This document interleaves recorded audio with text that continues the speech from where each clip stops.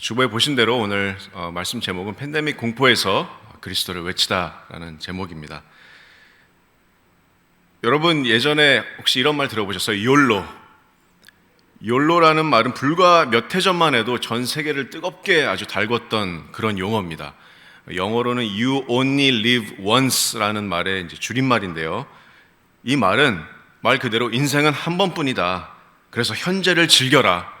이것이 바로 욜로족들의 모토였습니다. 그래서 미래의 노후 대책, 내 집 마련 이런 거 필요 없습니다. 욜로족들한테는 그냥 지금 이 순간 내 삶의 질과 또 행복을 높여줄 거라고 생각하는 그 모든 것들, 예를 들어서 사표 내고 세계 일주, 돈을 고가의 취미용품 구입, 또는 건강보다는 그냥 맛있는 음식, 이런 것들에 이제 욜로족들은 관심이 있었습니다. 그래서 이런 것들에 아낌없이 시간과 돈과 에너지를 쏟아붓는 것이 전 세계의 트렌드였습니다. 심지어 미국 대통령도 홍보 영상에서, 백악관 홍보 영상에서 이 욜로를 외치면서 이런 글로벌 트렌드에 이렇게 힘을 실어주기도 했습니다. 자, 그러다가 코로나 팬데믹이 세상을 덮쳤습니다. 마치 내일이 없는 것처럼 오늘을 즐기다가 정말 내일이 없을 것 같은 그런 두려움에 사로잡히게 됩니다. 진짜 죽을 수도 있다는 공포가 많은 사람들을 덮치기 시작했습니다. 사람들이 이제 멘탈이 붕괴되고, 심한 사람들은 집 밖에 한 발짝도 못 나가는 이런 사람들도 있었습니다. 식당도 문을 닫고, 영화관도 문을 닫고, 마트도 문을 닫고, 교회도 문을 닫았습니다. 모든 것이 순간의 쾌락과 만족을 위해서 휘발성으로 증발되던 이 온 세상의 문화가, 이 욜로의 문화가 죽음의 공포에 직면하게 됩니다. 그런데 여러분, 구원받지 않은 사람들에게는 이런 죽음의 공포가 아주 당연한 것입니다. 제가 말씀 한 구절을 읽을 텐데, 히브리서 2장 14절에서 15절은 이렇게 말씀합니다. 예수께서 성육신 하셔서 혈과 육을 함께 지니심은 죽음을 통하여 죽음의 세력을 잡은 자, 곧 마귀를 멸하시며 또 죽기를 무서워함으로 한평생 매여 종노릇하는 모든 자들을 놓아주려 하심이니. 자, 우리 구원자이신 예수께서는 한평생 종노릇하던 우리를 자유롭게 해주셨는데, 이 말씀대로라면 구원받기 전에 우리는 어디에 매여서 종노릇하고 있다고 말씀합니까? 한평생 죽음이라는 공포에 매여서 종노릇하던 자들이다, 이렇게 말씀합니다. 그래서 아직 구원받지 못한 사람들은 이렇게 말씀처럼 한평생 죽는다는 두려움에 매여서 노예가 있는 사람들입니다. 그래서 이렇게 믿지 않는 사람들은 본질적으로 죽음의 공포에 매여 있지만, 이 종노릇하던 데서 완전히 자유함을 얻은 우리 그리스도인들도 때때로 죽음을 두려워합니다. 우리가 여러 가지 이유가 있을 수 있겠지만, 예를 들어서 내가 죄에 빠져서 회개하지 못하고 구원의 확신을 잃어버린 상태일 수도 있습니다. 구원이 아니라 구원의 확신을 내가 잃어버린 상태일 수도 있습니다. 아니면은 절대적으로 통치하시는, 모든 만물을 주관하시는, 섭리하시는 하나님에 대한 지식이 약해서일 수도 있습니다. 믿음이 약해서일 수도 있습니다. 아니면 높음이나, 성경에서 뭐라고 말합니까? 높음이나 깊음이나 생명이나 사망이나 어떤 피조물이라도 끊을 수 없는 그 하나님의 사랑을 내가 망각하고 있을 수도 있습니다. 아니면 세상 문화에 너무 내가 젖어들어서, 이 세상을 내가 너무 사랑해서, 이 땅에 너무 미련이 많아서 죽는 게 두려울 수도 있습니다. 그럼 죽음에 대한 우리 그리스도인들의 올바른 시각이 무엇입니까? 물론 우리가 조심하는 것, 우리의 생명을 지키려고 하는 노력들 지극히 당연하고 자연스러운 것입니다. 하나님께서 주신 생명이기 때문에 우리가 바이러스에 주의하는 것, 우리가 차를 탈 때 우리가 안전벨트를 매고 과속하지 않고 이러는 것들 자연스러운 겁니다. 하지만 궁극적으로 우리는 죽음 그 자체를 두려워하지 않습니다. 어느 목사님이 말씀하시길 죽음은 우리가 환영하는 친구입니다. 왜 그렇습니까? 왜냐하면 말씀처럼 저와 여러분은 믿음을 통해서 구원을 받았다면 한평생 죽음의 공포에 매여서 종노릇하던 데서 완전히 해방되었기 때문입니다. 예수께서 어떤 일을 이루셨습니까? 우리를 대신하여서 십자가에 달리시고 우리의 모든 죄를 담당하시고, 그리고 사흘 만에 부활하사 죽음과 사망의 권세를 이기시고 구원을 다 이루셨습니다. 그래서 이제는 그 이름을 믿는 모든 자들을 영원한 생명으로 인도하시는 우리의 구원자가 되십니다. 단 한 분의 구원자가 되십니다. 그래서 믿음을 통해서 영생을 얻은 저와 여러분에게는 이제는 삶의 종말이 난 곧 영원한 생명으로 가는 그 통로가 됩니다. 예수 그리스도 안에 있는 저와 여러분에게는 이제는 죽음이란 고통과 애곡과 슬픔이 없는 그 영원한 기쁨과 안식으로 인도하는 정말 친구가 됩니다. 하지만 말씀드렸다시피 우리는 이 놀라운 축복의 진리를 망각할 수 있습니다. 세상을 사랑하고 죄를 사랑하고 또 위의 것이 아니라 땅의 것을 마음에 둘 때 다시 예전에 그 종노릇하던 그 죽음의 공포의 감옥으로 우리는 다시 들어갈 수가 있습니다. 그래서 우리는 하나님의 말씀이 필요합니다. 푸른 마르고 꽃은 시들어도 영원히 떨어지지 않는 그 하나님의 말씀의 진리로, 예수 그리스도에 대한 진리로 우리의 마음을 채워주시기를 제가 소망합니다. 그래서 전 세계를 덮고 있는 이 팬데믹의 공포에서 우리들에게 삶과 죽음이란 무엇인가, 우리가 외쳐야 할 것이 무엇인가, 다시금 우리의 마음을 말씀으로 또 하나님의 진리로 채워야 될 필요가 있습니다. 그래서 오늘 우리가 살펴볼 본문 말씀은 바로 빌립보서 1장 21절부터 26절까지 말씀입니다. 그래서 우리가 한번 다 같이 일어나셔서 우리 하나님의 말씀을 같이 한번 읽도록 하겠습니다. 빌립보서 1장 21절부터 26절까지 하나님의 말씀입니다. 자, 읽겠습니다. 이는 내게 사는 것이 그리스도니 죽는 것도 유익함이라. 그러나 만일 육신으로 사는 이것이 내 일의 열매일진데 무엇을 택하여야 하는지 나는 알지 못하노라. 내가 그 둘 사이에 끼었으니 차라리 세상을 떠나서 그리스도와 함께 있는 것이 훨씬 더 좋은 일이라 그렇게 하고 싶으나 내가 육신으로 있는 것이 너희를 위하여 더 유익하리라. 내가 살 것과 너희 믿음의 진보와 기쁨을 위하여 너희 무리와 함께 거할 것을 확실히 아노니 내가 다시 너희와 같이 있으므로 그리스도 예수 안에서 너희의 자랑이 나로 말미암아 풍성하게 하려 함이라. 아멘. 자리에 앉으시기 바랍니다. 여러분, 빌립보서를 기록할 당시에 바울은 죄수의 신분으로 로마의 감옥에 가택 구금되어 있는 그런 상태였습니다. 그래서 경비병들의 어떤 삼엄한 그런 경비 아래서 바울은 그때 로마 황제로부터 법정 선고를 기다리고 있었습니다.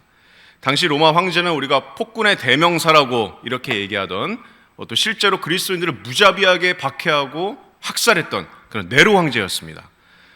이런 잔인했던 황제로부터 판결을 기다리면서 바울은 빌립보 교회 성도들에게 편지를 씁니다. 빌립보 교회는 여러분 기억나시죠? 바울 자신이 직접 2차 전도 여행 때 개척한 교회입니다.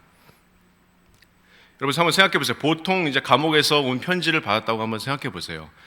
보통 어떤 내용이 들어가 있을 것 같습니까? 내가 괴롭다, 이 안에서 정말 힘들다, 빨리 내가 여기서 나가고 싶다, 뭐 이런 내용일 것 같지만 아시다시피 빌립보서는 어떤 책입니까?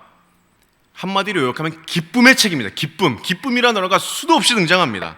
자, 죽음의 선고가 곧 내려질 수도 있는 이런 상황에서 바울은 빌립보 성도들에게, 걱정하고 염려하고 있을 그들에게 계속해서 기뻐하라, 권면함으로 위로합니다.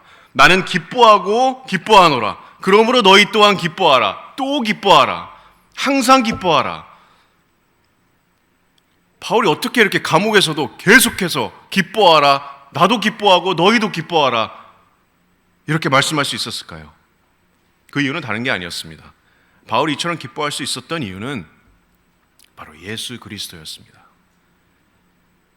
예수 그리스도가 전파되는 것, 예수 그리스도의 복음이 전진하는 것, 그러므로 예수 그리스도의 영광이 드러나는 것, 바로 그것이 바울의 기쁨의 원천이었습니다. 그래서 우리 오늘 본문 말씀 그 가운데 있는 문맥을 한번 보면 빌립보서 1장 12절을 한번 보시겠습니다. 빌립보서 1장 12절을 보시면 바울이 형제들아 내가 당한 일이 도리어 복음 전파의 진전이 될 줄을 너희가 알기를 원하노라. 이러므로 나의 매임이 그리스도 안에서 모든 시위대 안과 그 밖에 모든 사람에게 나타났으니, 이렇게 말씀합니다. 자, 오히려 내가 감옥에 갇혀서 복음을 더 전할 수 있었노라. 여기서 시위대란 로마 황실의 소속 경비병들입니다. 이곳 경비병들에게까지 내가 복음을 전할 수가 있었다. 그래서 여러분, 우리가 그리스도를 따른다는 이유로 혹시 감옥에 가더라도 걱정하지 마세요. 이렇게 바울처럼 바로 교도소 사역을 시작하면 됩니다. 계속해서 1장 18절에 보시면, 그러면 무엇이냐? 거칠애로 하나 참으로 하나 무슨 방도로 하든지 전파되는 것은 그리스도니 이로써 나는 기뻐하고 또한 기뻐하리라. 자, 내가 감옥에 갇혔다고 해서 너무 걱정하지 마라. 오히려 그리스도의 복음이 여러 모습으로, 여러 모양으로 전파되고 있지 않느냐. 이것으로 나는 기뻐하고 또 기뻐한다. 놀라운 말씀입니다. 그리고 바로 다음 구절에 19절, 이것이 너희의 간구와 예수 그리스도의 성령의 도우심으로 나를 구원에 이르게 할 줄 아는 거로 나의 간절한 기대와 소망을 따라 아무 일에든지 부끄러워하지 아니하고 지금도 전과 같이 온전히 담대하여 살든지 죽든지 내 몸에서 그리스도가 존귀하게 되게 하려 하나니. 바울의 열망이 담긴 놀라운 고백입니다. 자, 어떤 이유로 그리스도께서 바울의 몸에서 살든지 죽든지 존귀하게 영광을 받으실 수 있으셨을까요? 바울이 왜 이처럼 부끄러워하지 않고 담대하게 그리스도가 자신을 통해서 존귀하게 영광 받으실지 확신 가운데 소망할 수 있었을까요? 그 답이 바로 다음 절에 있습니다. 오늘 본문 말씀 21절. 왜냐하면 자, 내게는, 문법적인 강조입니다. 나에게는 사는 것이 그리스도니 죽는 것도 유익함이라. 자, 사는 것이 그리스도니 죽는 것도 유익함이라. 여러분, 이거 보석과 같은 말씀 아닙니까? 이것이 바로 기독교의 본질이고 예배의 본질입니다. 그리스도가 우리의 영혼의 모든 것이 되는 것입니다. 우리의 존재의 모든 것이 되는 것입니다. 사는 것이 그리스도니 죽는 것도 유익함이라. 영국의 유명한 설교자 찰스 스퍼전은 이렇게 말했습니다. 만일 그리스도가 당신의 모든 것이 아니라면 그리스도는 당신에게 아무것도 아닙니다. 또 한 청교도 설교자는 그리스도를 놓치는 것은 모든 것을 놓치는 것이다, 이렇게 말했습니다. 또 이것이 종교개혁의 중심이 되었던 5가지 핵심 명제 중에 하나였습니다. 오직 성경, 오직 은혜, 오직 믿음, 그리고 오직 그리스도. 또 성경 말씀은 만일 누구든지 주를 사랑하지 아니하면 뭐라고요? 저주를 받을지어다, 이렇게 경고합니다. 오늘 우리가 부른 찬양처럼 예수님 사랑해요, 사랑해요. 이것이 바로 우리의 본질이고 기독교의 모든 것입니다. 예수 그리스도가 기독교의 모든 것이 되십니다. 기독교는 종교도 아니고 퍼포먼스도 아니고 기독교의 심장은 부활하셔서 승천하신, 지금도 살아계신 예수 그리스도와 우리가 교제하는 것입니다. 말씀과 또 기도와 또 예배를 통해서 그분을 알아가고 또 배워가고 그러므로 동행하고 기뻐하고, 그래서 내가 더 순종하기를 열망하고, 그래서 더욱더 거룩하신 그분의 형상으로 빚어져 가는 것, 내가 살든지 죽든지 그리스도의 존귀한 영광이 내 삶의 모든 것이 되는 것, 이것이 바로 기독교의 본질입니다. 그 안에서 바울과 같은 이러한 고백이 나오는 것입니다. 내게는 사는 것이 그리스도니 죽는 것도 유익함이라. 사는 것이 그리스도라는 말이 뭡니까? 한번 생각해 보세요. 이 세상에 있는 우리에게 주어질 수 있는 모든 물질적인 축복들, 나의 가족들, 친척들, 호화로운 럭셔리한 것들, 가지고 싶은 모든 것, 먹고 싶은 모든 것, 명예, 부, 모든 것을 다 끌어모아도 나는 예수 그리스도를 선택하겠다는 것입니다. 죽는 것도 유익함이라는 말은 무슨 말입니까? 이 땅에서 내가 숨이 끊어질 때 한 줌으로 사라질 수 있는, 상상할 수 있는 모든 좋은 것들을 한번 생각해 보세요. 모든 좋은 것들. 그래도 바울은 담대하게 말합니다. 그래도 나에게는 조금의 미련도 없다. 왜냐하면 죽는 것은 예수 그리스도와 영원한 교제로 들어가는 것, 즉 나에게는 죽는 것도 유익함이라. 전에는 비방자였고 박해자였고 자신의 말씀처럼 폭행자였고 그랬던 바울이 이제는 그리스도를 위해서 자신에게 유익하다고 생각했던 모든 것을 해로 여기고, 해로 여김은 빌립보서, 오늘 같은 책 빌립보서 3장 8절 말씀에 내 주 그리스도를 아는 지식이 가장 고상하기 때문이라. 내가 그를 위하여서 모든 것을 잃어버리고 배설물로 여김은 그리스도를 얻고 그 안에서 발견되려 함이니. 어떤 목사님의 말씀처럼 이 말씀은 예수면 다다라는 말입니다. 예수면 다다. 예수면 충분합니다. 예수 그리스도가 나의 기쁨의 원천이고 예수 그리스도가 내 영혼의 유일한 참 만족이시기 때문이다. 그래서 여러분도 한번 마음을 들여다보시길 바랍니다. 바울의 마음과 같으십니까? 사는 것이 그리스도니 죽는 것도 유익함이라. 자, 그러면 이제 말씀을 통해서 바울의 조금 더 깊은 내면으로 한번 들어가 보겠습니다. 자, 사는 것도 그리스도고 죽는 것도 유익함이라는 말씀의 의미를 조금 더 깊이 살펴보겠습니다. 자, 바울은 고민에 빠집니다. 바로 다음 절에 이제 우리가 흔히 이제 거룩한 딜레마에 빠졌다고 하는데 22절에 보시면 바울이 뭐라고 말씀합니까? 자, 하반절에 보시면 무엇을 택해야 하는지 나는 알지 못한다. 그리고 23절에 보시면 내가 그 둘 사이에서 끼었다 이렇게 말씀합니다. 그렇죠? 둘 사이에 끼었다. 이 원어의 의미는 완전히 옴짝달싹 못하게 내가 완전히 가둠을 당했다 이런 의미입니다. 이 두 개의 축복들이 내가 다 너무나 귀하고 다 너무나 좋아서 둘 다 너무 간절히 사모한 나머지 어떤 것을 택해야 될지 모르겠다. 그래서 첫 번째 그 열망은 이 땅을 떠나서 죄가 없는 그곳에서 그리스도와의 영원한 사귐에 들어가는 첫 번째 열망이고, 자, 두 번째는 우리가 말씀을 읽었듯이 교회의 성도들을 섬김으로써 예수 그리스도의 이름과 영광이 드높여지는 것에 헌신하는 것. 이 두 가지가, 이 두 축복이 너무나도 귀하다. 그래서 만약에 나에게 선택권이 주어진다면 정말 내가 무엇을 택해야 될지 모르겠다. 이것이 바로 바울의 내면에서 일어났던 그런 거룩한 열망, 거룩한 딜레마, 말하자면 행복한 고민입니다. 그래서 오늘 본문을 통해서 이 바울의 두 열망을 한번 깊이 살펴보겠습니다. 그래서 바울이 지금 감옥에서 죽음의 가능성을 맞이했을 때 이 내면에서 불릴 듯이 일어났던 이 딜레마가, 이 두 거룩한 열망이 바로 여러분의 열망이 되기를 원합니다. 그래서 이 팬데믹의 공포의 중심에서 우리가 외치는 것이 바로 오직 예수 그리스도가 되기를 기도합니다. 그래서 바울의 첫 번째 열망을 한번 살펴보겠습니다. 첫 번째 열망은 바로 이겁니다. 죽어도 그리스도. 죽어도 그리스도. 23절 말씀. 내가 둘 사이에 끼었으니 차라리 세상을 떠나서 그리스도와 함께 있는 것이 훨씬 더 좋은 일이라 그렇게 하고 싶으나. 자, 이 구절에서 우리는 바울이 죽음을 어떻게 묘사했는지 한번 주목해 볼 필요가 있습니다. 바울은 여기서 죽음을 어떤 고통이나 비극이나 어떤 저주나 슬픔으로 묘사하지 않았습니다.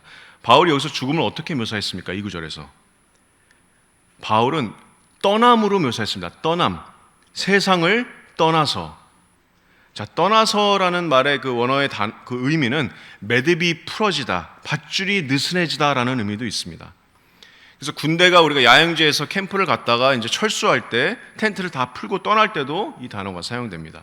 또 배가 출항하기 전에 항구에 묶어두는 그 밧줄을 풀 때도 이 똑같은 단어가 쓰입니다. 그래서 이처럼 바울은 죽음을 떠나는 것, 세상을 떠남 이렇게 표현합니다. 우리의 믿음의 선진들, 우리의 곁을 먼저 떠난 우리의 가족들, 친척들, 성도님들, 형제 자매들, 마치 우리가 공항에서 영원히 돌아오지 않을 마지막 작별의 인사를 하는 것처럼 그렇게 우리 믿음의 선진들은 우리의 곁을 떠났습니다. 이 세상을 떠났습니다. 그래서 우리 그리스도인들에게 죽음이란 이처럼 떠나는 겁니다. 군대가 캠프를 떠나듯이, 배가 항구를 떠나듯이 이 땅에서의 우리의 삶은 나그네의 삶이고 또 순례자의 삶입니다.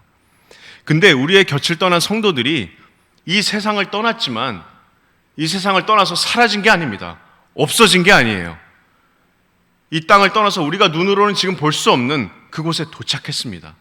시간이 오래 걸리지도 않았습니다. 다시 23절을 보시면, 자, 내가 둘 사이에 끼었으니 차라리 세상을 떠나서, 자, 그 다음에 뭐라고 말씀하죠? 그리스도와 함께 있는 것이 훨씬 더 좋은 일이라. 자, 세상을 떠나서 그리스도와 함께, 이 두 개는 바로 연결되어 있습니다. 그 사이에 어떤 공간도 존재하지 않습니다. 카톨릭에서 말하는 연옥이나 림보는 없습니다. 배가 떠나자마자 천국에 도달했습니다. 빛이 깜빡할 순간조차 없이 이 세상에서 눈을 감는 그 순간, 눈을 뜨면 그리스도와 함께 있는 것입니다. 그래서 세상을 떠나는 것은 그러므로 그 즉시 그리스도와 함께 있는 것입니다. 그 즉시 주님과의 영원한 사귐으로 들어가는 것입니다. 그래서 우리가 십자가의 강도가 눈을 감기 전에 예수께 나를 기억하소서 간청했을 때 예수께서 뭐라고 말씀하셨습니까? 오늘 네가 나와 함께 낙원에 있으리라, 이렇게 말씀하셨습니다. 그래서 바울은 지금 황제의 명령 하나로 지금 자기 자신의 목숨이 이렇게 날아갈 수도 있는 이런 상황에서, 끊어질 수도 있는 이런 상황에서 죽지 않고 내가 살기 위해서 온 수단을 강구하지 않았습니다. 바울은 죽음 너머에 계신 예수 그리스도를 바라봤습니다. 그리고 중요한 것은 바울은 단지 내가 지금 죽음이 두렵지 않습니다, 나는 그냥 죽음을 받아들입니다, 주님 갈 준비가 되었습니다, 여기에서 멈추지 않고 더 나아가서 바울은 갈망했습니다. 소망했습니다. 열망했습니다. 23절 하반부를 다시 보시면 차라리 세상을 떠나서 그리스도와 함께 있는 것이 훨씬 더 좋은 일이라 그렇게 하고 싶었으나, 이렇게 말씀합니다. 여기서 하고 싶었으나가 이제 동사인데 아주 강력한 열망을 나타내는 동사입니다. 끓어오르는 간절한 소원, 열성, 그러므로 바라는 것, 바울이 아주 간절히 원했던 것, 바울의 마음 깊숙한 곳에 자리 잡은 꺼지지 않은 이 열망은 이 땅을 떠나서 바로 그리스도와 함께 있는 것, 이것이었습니다. 어떻게 죽는 것이 나의 열망이 될 수 있을까요? 일반 사람들은 도저히 이해할 수 없습니다. 우리를 미친 사람이라고 그럴 거예요. 하지만 여러분도 잠시 한번 멈춰서 생각해 보시길 바랍니다. 우리의 삶, 우리의 가족들, 우리가 소유한 것, 우리가 이룬 것들, 욕심들, 그리고 나서 죽음을 한번 생각해 보세요. 이 세상을 떠나서 정말 그리스도와 함께 있는 것이 훨씬 더 좋은 일입니까? 기쁨을 가져옵니까? 여러분의 구원자를 너무도 사랑하셔서 존귀히 여기심으로 이 땅에서 얻을 수 있는 모든 즐거움을 전부 다 버리고 사는 것이 그리스도니 죽는 것도 내게는 유익함이라. 왜냐하면 예수 그리스도를 얻기 때문이다. 이렇게 외칠 수 있으십니까? 아니면 아직도 이 땅이 여러분의 본향 같으십니까? 내가 아직은 죽을 수 없어. 내가 결혼도 해야 되고 아이도 낳아야 되고 자녀들도 봐야 되고 자녀들이 결혼하는 것도 봐야 되고 손자들도 한 10명 봐야 되고 유럽 여행도 아직 한 번도 못 가는데 못한 게 아직 너무 많은데, 만약에 정말 혹시 그렇게 생각하시는 분이 계시다면 말씀드립니다. 예수 그리스도의 그 높으시고 찬란한 영광을 단 한 번 우리가 한순간 마주하는 것이 이 세상에 있는 모든 즐거움, 행복, 기쁨을 완전하게 압살합니다. 우리가 상상할 수도 없는 그 환희와 기쁨이 우리가 이 땅에서 나그네의 삶을 마쳤을 때 본향에서 우리를 기다리고 있습니다. 그것은 바로 예수 그리스도의 영광의, 구원자의 영광입니다. 우리가 마주할 구원자의 영광입니다.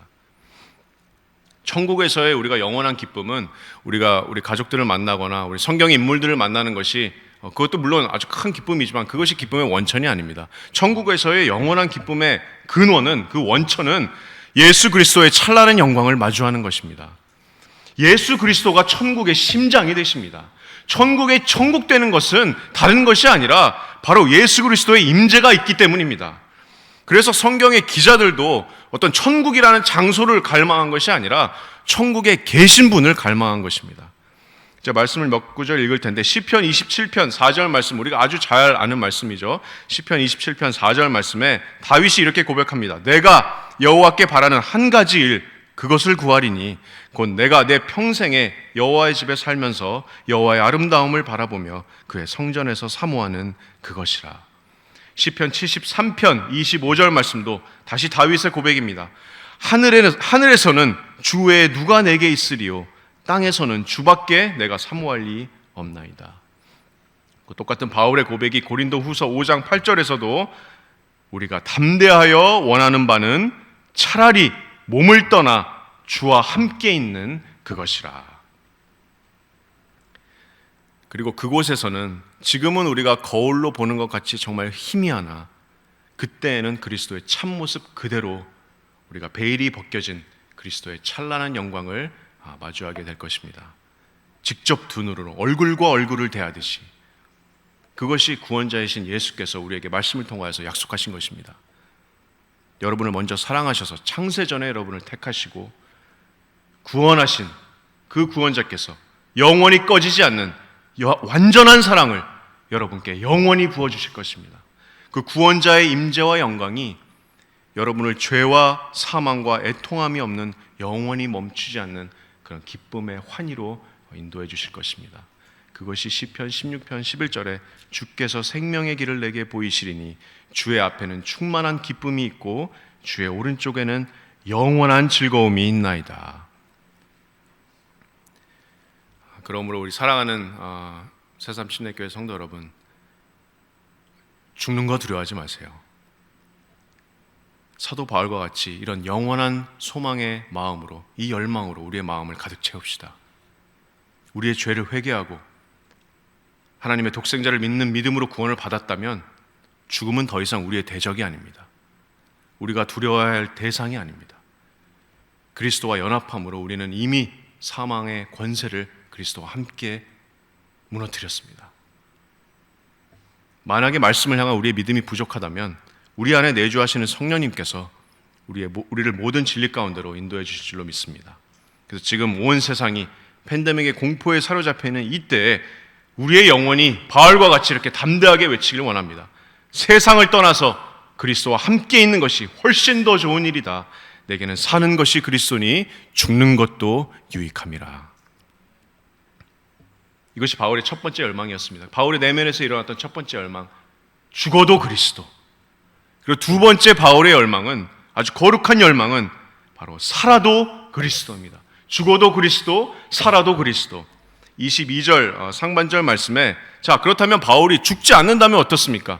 자, 하나님의 섭리 가운데 죽지 않는다면, 하나님의 뜻이 아직은 이 세상을 떠나지 않는 것이라면 어떻습니까? 본문으로 돌아와서 22절에 바울이, 자, 그러나 만일 육신으로 사는 이것이 내일의 열매일진데 무엇을 택해야 하는지 나는 알지 못하노라. 그리고 이제 24절부터 26절까지 내가 육신으로 있는 것이 너희를 위하여서 더 유익하리라. 내가 살 것과 너희의 믿음의 진보와 기쁨을 위하여 너희 무리와 함께 거할 이것을 확실히 아노니 내가 다시 너희와 같이 있으므로 그리스도 예수 안에서 너희의 자랑이 나로 말미암아 풍성하게 하려 함이라. 자, 바울은 말합니다. 내가 살 것과 너희와 함께 거할 것을 확실히 아노니. 자, 다시 말하면 바울이 이제 빌립보서를 기록할 당시에 자신이 감옥에서 풀려날 것이라는 지금 확신이 있었습니다. 내가 살 것과 너희와 함께 거할 것을 확실히 안다. 이 확신은 주님의 어떤 직접적인 계시로부터 온 확신이 아니었습니다. 그랬다면 뭐 특별히 내가 내 안에서 어떤 고민을 할 필요가 없었겠죠. 예수님께서 직접 계시해 주신 대로 이제 내가 순종하면 되니까요. 살든지 죽든지 주님께서 계시하신 대로 따르면 되니까요. 그래서 바울이 여기서 풀려날 것이라는 확신이 있었던 것은 아마도 자신의 어떤 이 감옥에서의 매임이 복음의 확장에 쓰임받는 것을 보면서 또 이방인의 교회가 거침없이 전진하는 것을, 그러므로 주님의 섭리의 손길을 경험하면서 이방인의 사도로서 자신의 역할이 아직 끝나지 않았다는 확신이 있었던 것 같습니다. 자, 그렇다면 바울에게는 삶의 의미란 무엇이었을까요? 내가 죽지 않고 이 땅에 산다면 그 삶의 의미는 어떤 의미였습니까? 22절에 보시면, 자, 육신으로 사는 것이 내 일의 열매일진데 이렇게 말씀합니다. 여기서 일이라는 것은 말 그대로 노동입니다. 노동. 수고하고 힘들게 하는 그런 노동입니다.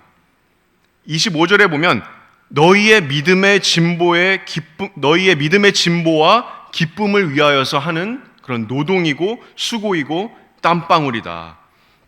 자, 바울은 성도들의 이런 믿음의 진보와 기쁨과 그들의 성화를 위해서 얼마만큼의 노력을 기울였는지 갈라디아서에서도 갈라디아 교인들에게 편지를 보내면서 갈라디아 4장 19절에도 나의 자녀들아 너희 속에 그리스도의 형상을 이루기까지 다시 너희를 위하여서 해산하는 수고를 하노니 이렇게 말씀합니다.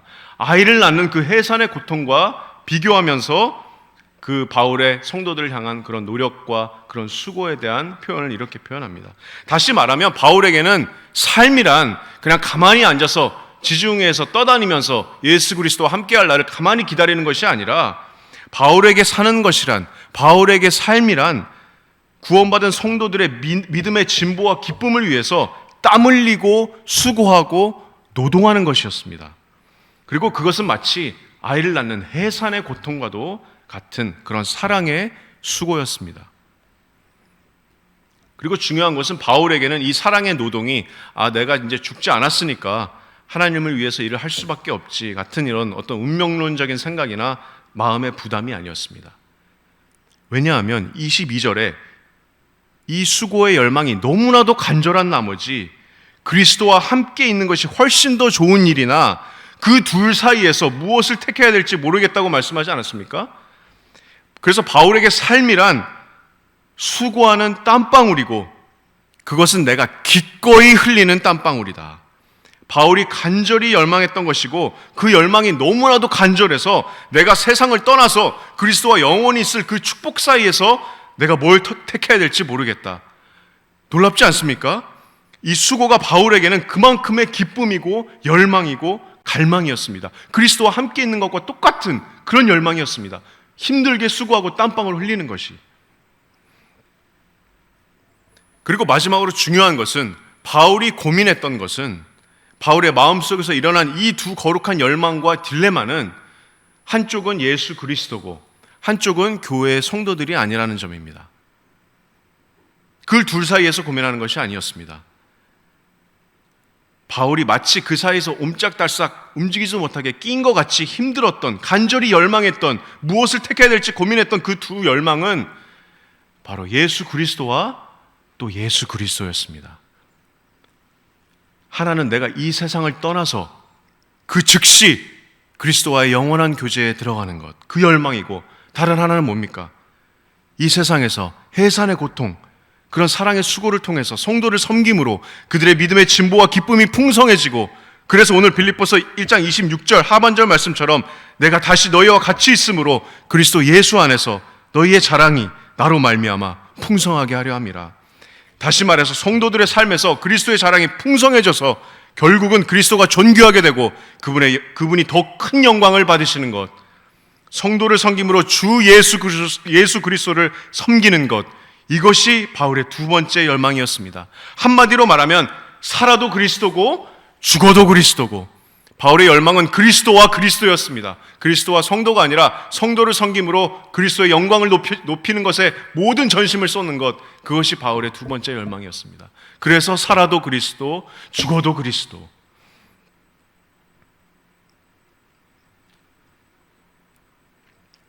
이것이 바로 이 말씀의 참 의미입니다. 이것이 바로 바울의 내면에서 일어났던 이 거룩한 딜레마의 참 의미였습니다. 그래서 다시 한번 우리가 말씀 앞에서 저도 그렇고 우리의 마음을 함께 한번 돌아보는 시간이 되었으면 좋겠습니다. 우리가 죽고 사는 것은 여러분 아시다시피 하나님께 전적으로 달려 있습니다. 천지 만물을 주관하시는 이 하나님께서 지금 이 팬데믹 시기에 우리에게 살 날을 허락하셨다면 분명한 이유가 있으시리라고 믿습니다.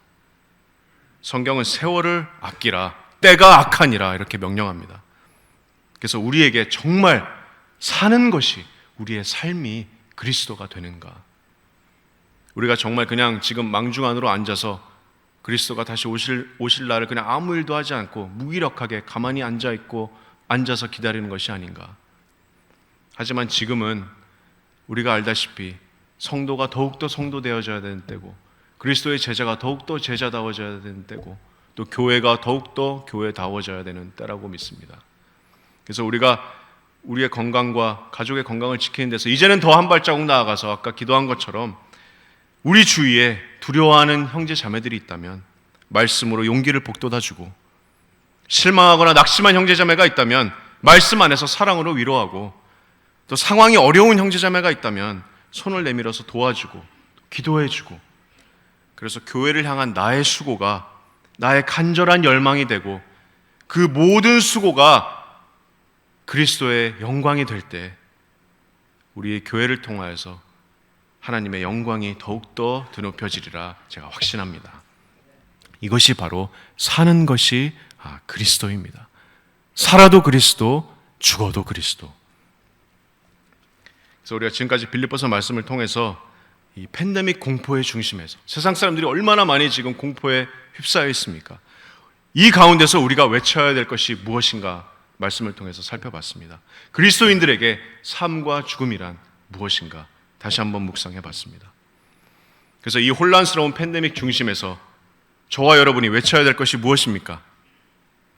바로 오직 그리스도입니다. 오직 그리스도. 살아도 그리스도, 죽어도 그리스도. 이것이 저와 여러분의 외침이고 우리 새삼교회의 외침이 되기를 제가 소망합니다. 우리가 어떻게 하면 그럴 수 있을까요? 바울의 고백처럼 내 삶에 그리스도보다 더 우선순위를 두는 모든 것들을 내가 해로 여기고 그리스도를 아는 지식을 가장 존귀하게 여겨야 됩니다. 그래서 골로새서 3장 말씀처럼 그리스도의 말씀이 우리의 삶에 풍성히 거할 때 내가 말씀을 통해서 예수 그리스도를 더욱더 깊이 알아가고 깊이 알아가면 알아갈수록 내가 그리스도와 더욱더 깊은 사랑에 빠지고 더욱더 깊은 예배로 들어가고 그러므로 예수 그리스도의 말씀에 더욱더 순종하기를 갈망하고 그러므로 내가 예수 그리스도와 더욱더 닮아지는 죄와 멀어지는 거룩해지는 이런 삶이 되는 것. 이것이 그러므로 이런 팬데믹 공포에서 우리가 바울과 같이 부끄럽지 않고 담대하게 외칠 수 있을 것입니다. 이는 내게는 사는 것이 그리스도니 죽는 것도 유익함이라. 이것이 우리의 고백이 되기를 소망합니다. 기도하겠습니다. 사랑의 하나님 아버지, 감사를 드립니다. 오늘 이렇게 비가 오고 온라인으로 또 이렇게 예배의 자리에서 우리가 하나님을 예배하러 모이게 우리를 인도해 주신 그 발걸음을 또 주님의 귀한 은혜에 감사를 드립니다. 오늘 말씀을 통하여서 우리가 바울의 내면의 그 고민을 통하여서 우리가 다시 한번 이 팬데믹 시기에 우리의 마음을 다잡아야 하는 그런 말씀의 묵상을 알게 해주심을 감사를 드립니다. 우리가 이 팬데믹의 공포에서 담대하게 부끄럽지 않게 세상 많은 사람들이 비난하더라도 큰 목소리로 다 함께 외치고 싶은 이 진리는 바로 죽어도 그리스도, 살아도 그리스도임을 우리가 믿습니다. 우리가 이 외침이 우리의 삶의 고백이 되게 하여 주시고 이 외침이 우리 예수 그리스도의 영광에 사로잡힌 우리 새삼교회가 한 걸음 한 걸음 전진해서 그리스도의 더 큰 복음을 전파하고 그러므로 하나님께 더 큰 영광을 돌려드릴 수 있는 그런 놀라운 역사가 일어날 수 있도록 주님 인도하여 주시옵소서. 우리의 삶을 축복하여 주시고 우리의 마음의 평안과 주님의 은혜와 사랑으로 채워주시기를 간절히 간구드리면서 이 모든 말씀 예수 그리스도의 이름으로 기도합니다. 아멘.